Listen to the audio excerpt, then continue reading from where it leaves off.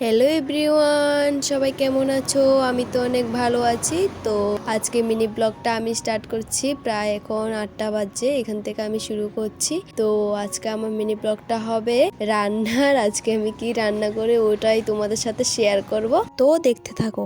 আমি প্রথমেই চলে এসেছি রান্নাঘরে এসে ছোট্ট একটা ড্যাগ নিয়ে নিলাম। একজনের সংসার, তো ছোট্ট একটা ড্যাগ নিয়ে ওটার মধ্যে একটু জল নেব। তো ওখান থেকে ঘটিটা নিয়ে নিলাম, ঘটিটা নিয়ে বালতি থেকে জলটা দিয়ে দিলাম। আর আমি এখানে জল নিয়ে নিলাম আধা ড্যাগ জল। গ্যাসে ভাতের ড্যাগটা চাপিয়ে দিয়ে দোকানে চলে এলাম চালের জন্য। আর আমি এখানে 1 পট চাল নিয়ে নিলাম। এই যে দেখো, আমি চাল নিয়ে এলাম আর এখানে 1 পট চাল আছে। আর এখানে মগে করে একটু জল নিয়ে নিলাম। জল দিয়ে চালগুলো একটু ভালো করে ধুয়ে নিলাম।